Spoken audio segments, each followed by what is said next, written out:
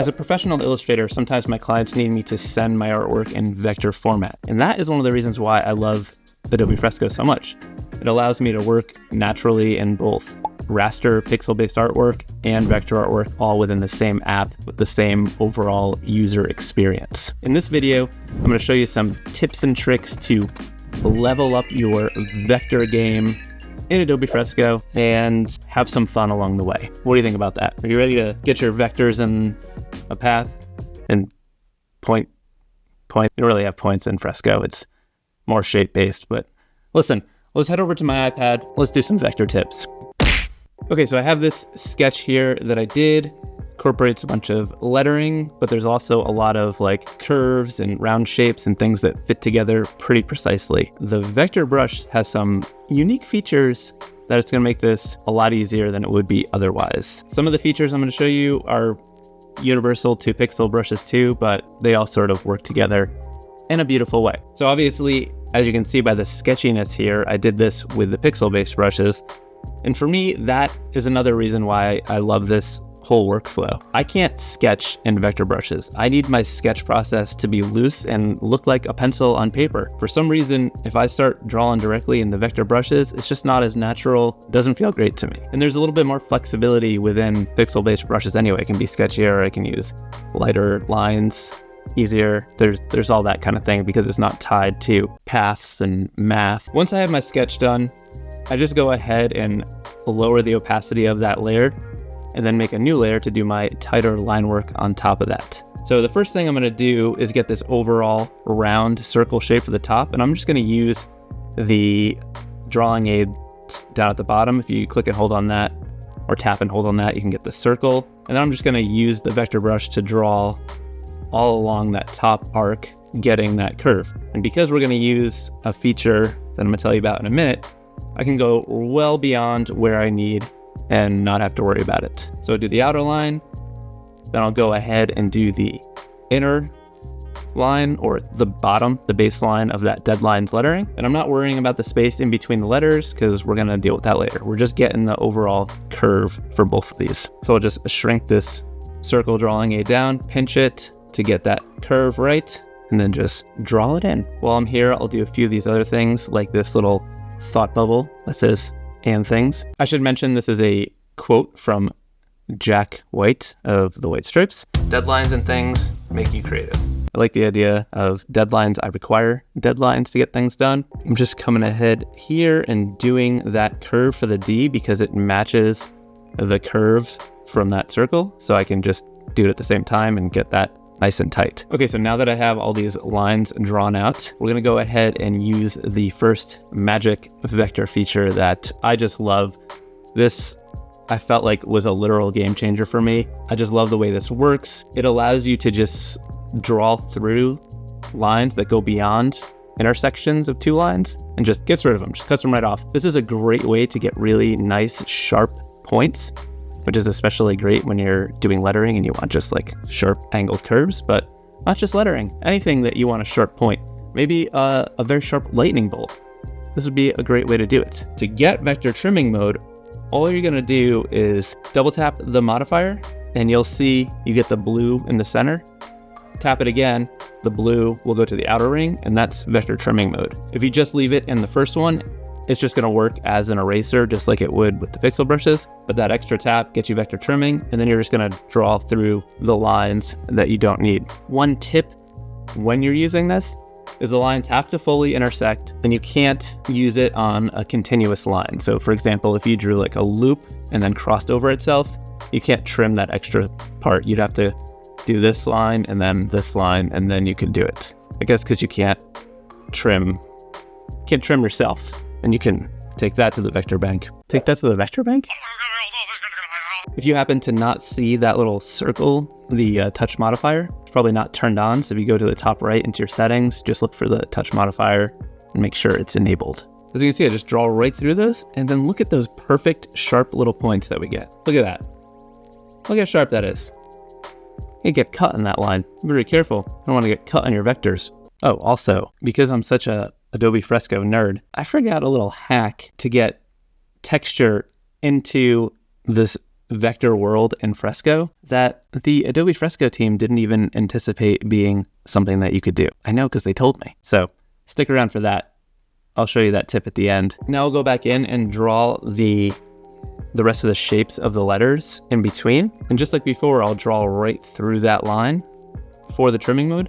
And it also actually helps to get those lines a little bit easier. You may notice when you're trying to do like a curved line in like a small spot and you have to start right at the beginning and right at the end, it's a little bit harder to get a smooth curve. But if you can give yourself like a little bit of a running start and do a bigger arc, it's so much easier to get a natural curve that doesn't have any weird lumpies in it. I also like this workflow because I can connect lines if I want there to be this sort of almost symmetry and balance where the letters kind of mirror each other, the repetition of shapes, a little visual rhythm, if you will. When you first start working this way, or if you're watching someone work this way, it can get a little confusing. I'll sometimes do so many overlapping lines before I start trimming, and then it can just look like a crazy nightmare. But you can stop whenever you want and trim as you go. I can just sort of see through the mess or know what I'm doing because I've done it so many times. So you'll see even with this, the bottom of the A, I can just get that little piece of that line that sticks up through, because when you're doing lettering where there's a round shape and there's a baseline that you're following, you want the round part to go slightly below that line or just overlap it a little bit. Otherwise, it'll look smaller than a letter that ends flat at the bottom. It's a little lettering pro tip that I didn't know was going to be in this video. So there you go. So I'll just go through this process and do the rest of the letters this way, and they will be nice and tight. All right, let's try this out with something that's not lettering, like this skull right here. So I'm gonna start again using the drawing aids from the bottom right, get the ellipse drawing aid, and then I'll just stretch that out and size it to fit the back of the skull, the dome piece. Then we'll draw these eye sockets. I draw the inner part first, and then I can draw that outer line so I can mirror that shape of the line and follow those curves nicely. And again, I'll just start all my lines a little bit further than I need to. That way we get a nice clean edge where they overlap. That way you also don't have any inconsistencies if your brush that you're using has some pressure sensitivity. For example, here I'm using my crispy vector brush presets for Fresco, link below if you're interested. But they have a subtle taper to them, but I want some of these things to line up without that taper. So if I draw before that, you sort of don't get that change in width of the line, because that's not where I want the line weight to change. So I'll just go in here and get the rest of these lines, and we'll just vector trim them away. Double tapping that modifier. Make sure the blue is on the outer circle. Chop, chop, chop. Chop, chop, chop. Super clean, nice and tight. So much faster and easier than trying to just draw it perfectly. Another thing I tend to use a lot when working in vector is the brush smoothing. Now this works with the pixel brushes too. You may have seen me talk about it in other videos. With my vector brushes, it's almost always turned all the way up because I'm never sketching in vector, as I mentioned earlier. So when I'm using vector, I'm doing my tightened up line work, and having the smoothing turned up helps me to be a little bit more efficient, a little bit quicker, so I'm not having to like redraw messy lines. Let me show you an example of what the process is like with the smoothing off. So for this lettering down at the bottom, the creative lettering relies on a lot of smooth curves. So if I just come in here, start trying to draw one of these longer curves, you'll see we're getting some little lumpage. Now it doesn't help that I've been drinking too much coffee this morning, but it doesn't have to be this way. I just come over to my brush settings, turn the smoothing all the way up, and look at that. Nice, smooth, curved line, no weird lumps. You can just draw right through all of these spots, utilize the vector trimming.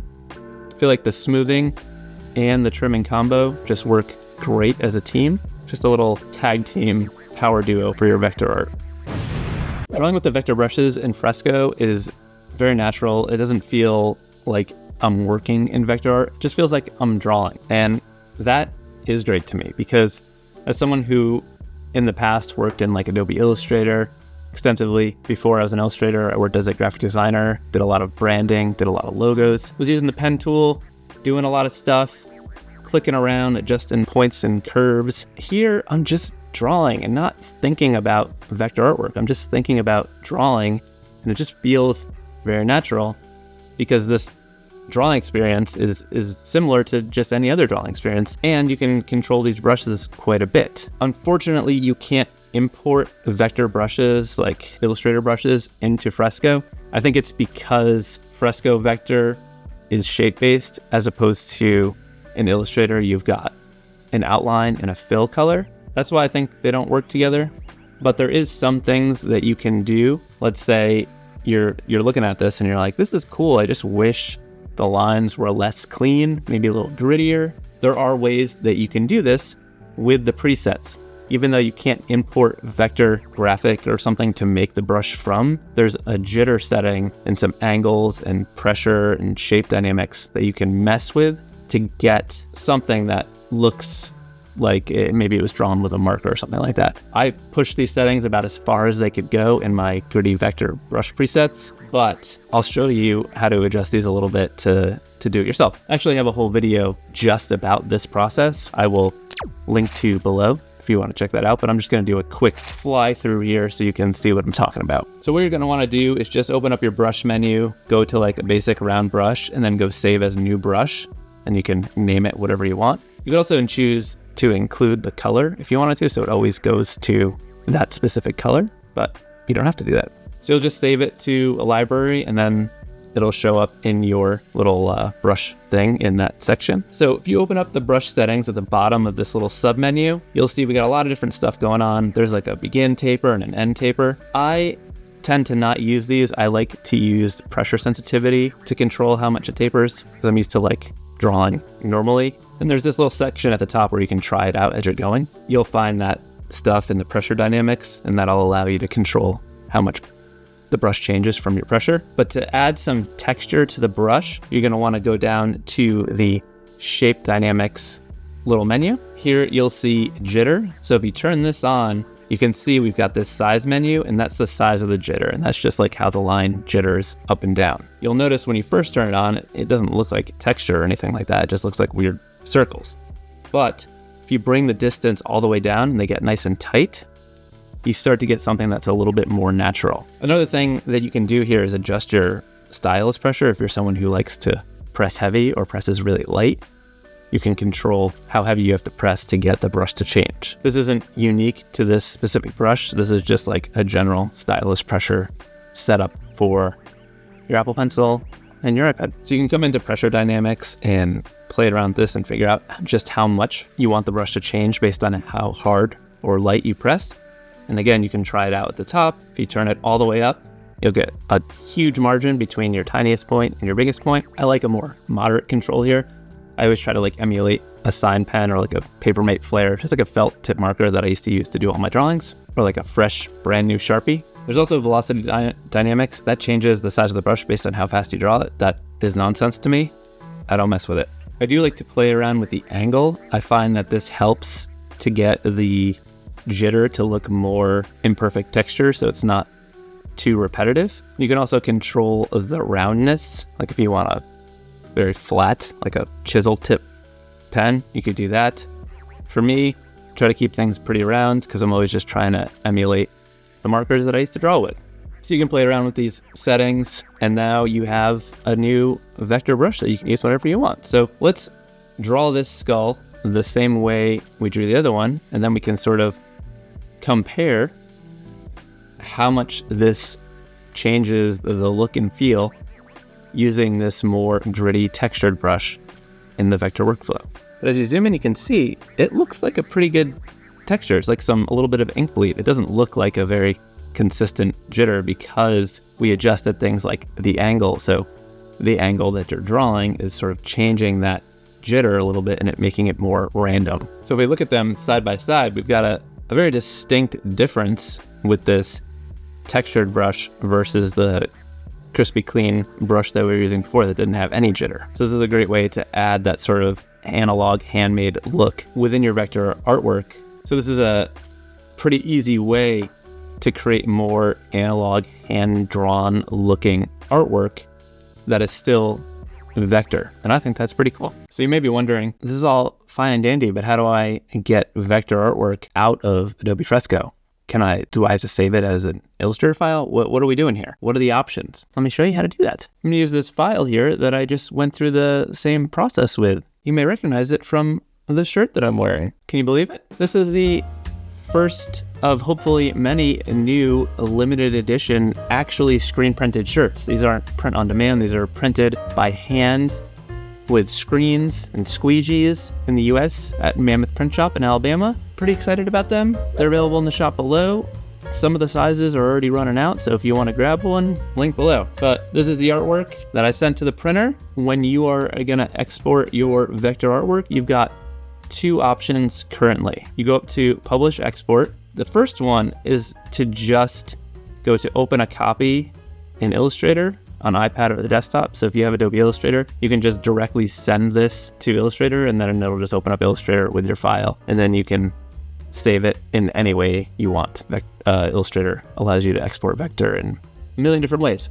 But if you don't have Illustrator and you still need to export a vector file, you could just go to Publish and Export and then choose Format PDF. It'll retain your vectorness. I'm hoping, and I have reason to believe it will happen, SVG format. I'm hoping it comes soon.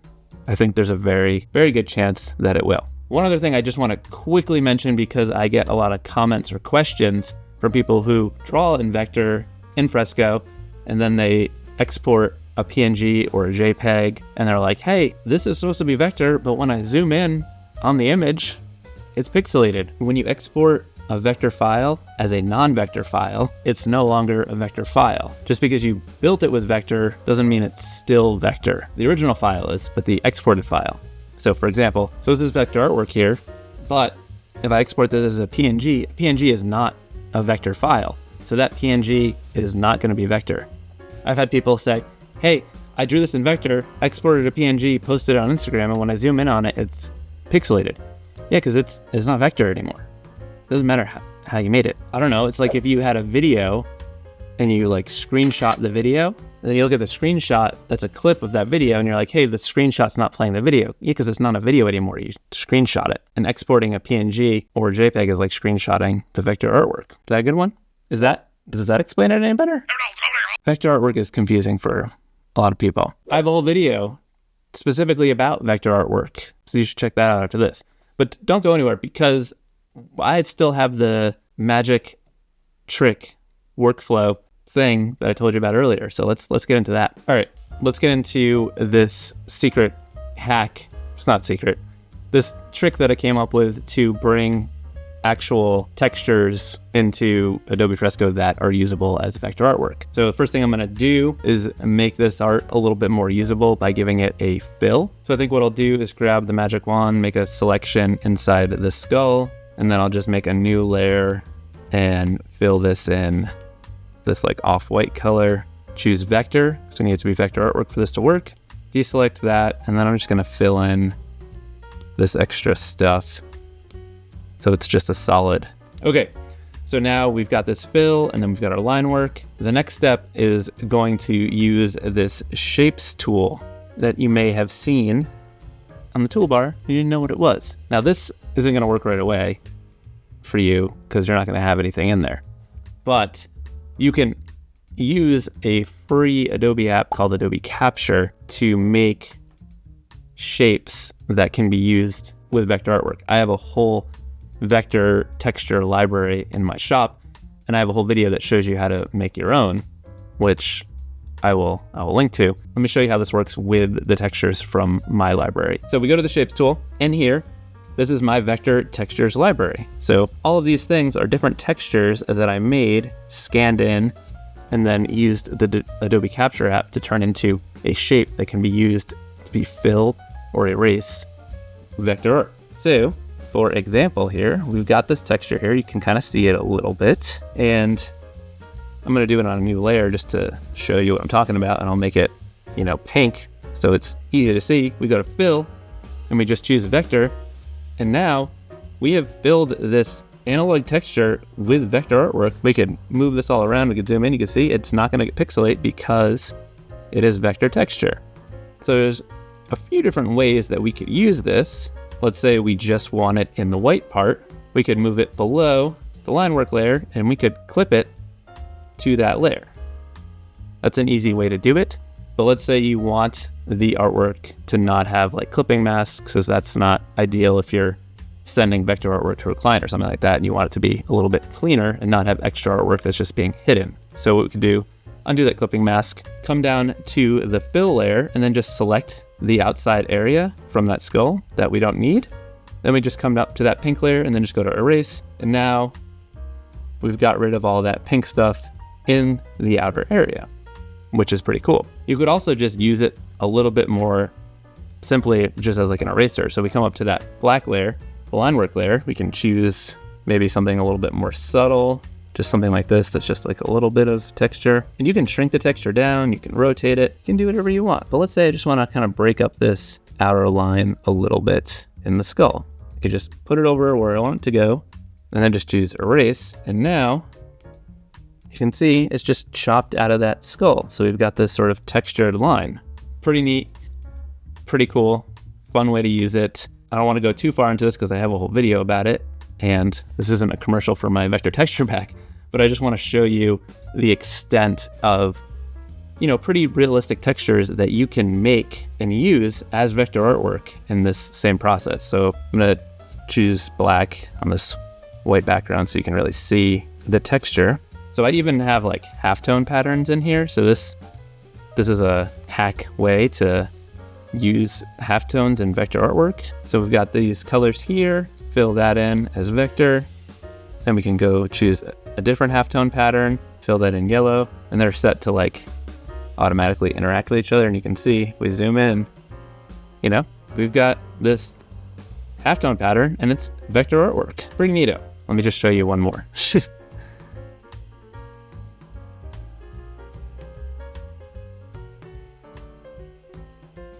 So you can get some pretty good, pretty realistic texture. This was a scan of a rusty piece of metal with some ink on it, and you know, it's vector.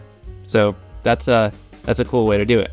If you want to learn how to do this and see that it's actually not that hard, check out this video. It walks you through the process, shows you how to do it yourself.